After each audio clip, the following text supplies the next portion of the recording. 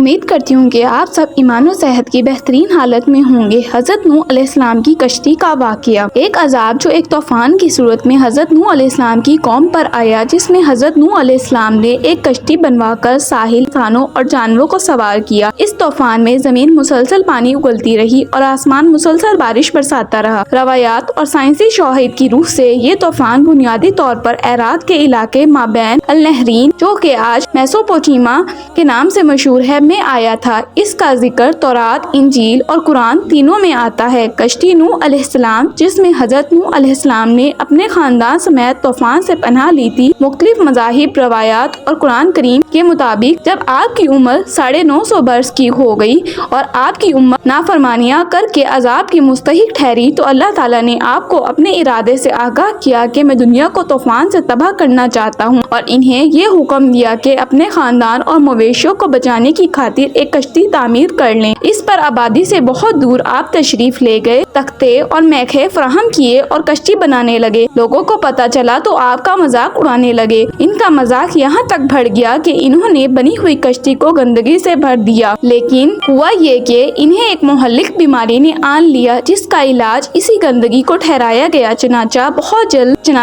بہت جلد کشتی دھلدلا کر صاف ہو گئی۔ آخر ایک روز اللہ کے حکم سے التنور کے مقام پر پانی ابلنا شروع ہوا اور وہ بہت جلد روئے زمین پر پھیل گیا۔ نوح اور ان کے گھر والے اللہ کا نام لے کر کشتی میں بیٹھ گئے۔ دیکھتے ہی دیکھتے تمام قوم تباہ ہو گئی سوائے کشتی والوں کے۔ انہوں نے نسل انسانی کا دوبارہ آغاز کرنا تھا۔ بائبل میں اس کشتی کو آرک کہا گیا ہے۔ ڈاکٹر ملکی کہتی ہیں کہ اس کشتی کی تیاری میں 100 برس صرف ہوئے تھے۔ کشتی کا طول 300 ہاتھ، عرض 50 ہاتھ اور اونچائی 30 ہاتھ تھی، اور اگر ایک ہاتھ کی لمبائی 22 انچ مانی جائے تو یہ کشتی 547 فٹ لمبی، 91 فٹ چوڑی اور 47 فٹ اونچی تھی۔ البنادی لکھتا ہے اس کی تعمیر پر 2 برس صرف ہوئے تھے۔ اس میں 3 منزلیں تھیں۔ اس میں نوح کی بیوی، 3 بیٹے اور بہوؤں کے علاوہ مختلف اقسام کے پرندے، حیوانات بھی جمع کیے گئے تھے۔ اس کے بعد طوفان شروع ہوا اور آنے واحد میں تمام علاقے کو اپنی لپیٹ میں لے لیا، حتیٰ کہ پہاڑ بھی پانی سے چھپ گئے۔ یہ طوفان 40 دن تک برابر جاری رہا۔ کئی ماہ تک کشتی سمندر میں بہتی رہی اور آخر 7 ماہ بعد کوہ ارات سے جا لگی۔ قرآن مجید میں کوہ جودی درج ہے۔ مفسرین کے مطابق شام میں جودی نام کا جزیرہ ہے جہاں یہ پہاڑی موجود ہے۔ اکثر علماء نے کوہ جدود کوہ ارارات کا نام دیا ہے۔ قدیم سمیری داستانوں میں جو ان کی مٹی کی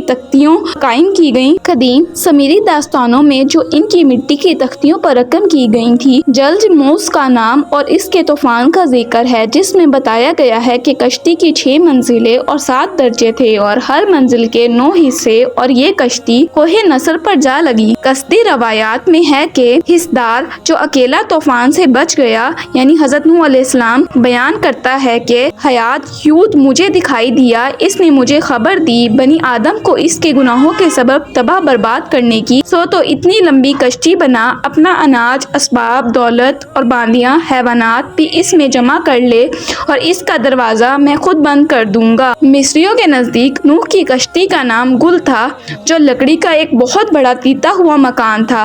آریہ اور ہندی روایات میں دیو کلیان اور اس کے خاندان کے سوا تمام لوگ تباہ ہو گئے۔ ایک صندوق اس کی حفاظت کے لیے مہیا کیا گیا تھا، اور وہ جس وقت اس میں داخل ہو رہے تھے تو تمام جانور، چرند پرند بھاگتے ہوئے آئے اور اس میں داخل ہو گئے، اور جب طوفان تھم گیا تو کشتی پارناسس کی چوٹی سے جا لگی۔ قدیم پاک و ہند میں ہندو روایات ملتی ہیں۔ مہابھارت میں طوفان کے ہیرو رشی منو کا ذکر ہے۔ ایک مشیر نے اس طوفان سے آگاہی دی اور کشتی بنانے کو کہا۔ طوفان کے بعد کشتی عمارت کی چوٹی سے جا لگی۔ تب منو کو پتہ چلا کہ مچھلی کے روپ میں برہما، یعنی ان کے خدا نے اس سے مخاطب تھا۔ ایرانی روایات میں بھی ایک طوفان اور ایک جہاز کا ذکر ہے۔ ہرمیس کو زیوس دیوتا نے خوفناک بارش کی اطلاع دی۔ تب زیوس نے اپنے ایک بوڑھے شخص کو شاہ بطلوت کی لکڑی سے ایک جہاز تیار کرنے اور اس میں وافر مقدار میں اشیاء خوردنی جمع کرنے کا حکم دیا۔ جب اس مرد ضعیف نے اور اس کی بیوی پیرو نے جہاز میں داخل ہو کر دروازہ بند کر لیا تو زیوس نے طوفان برپا کر دیا۔ 40 رات مینا برسا، آخر کشتی پرناک کی چوٹی سے آن لگی۔ امریکی قبائل نہوا میں بھی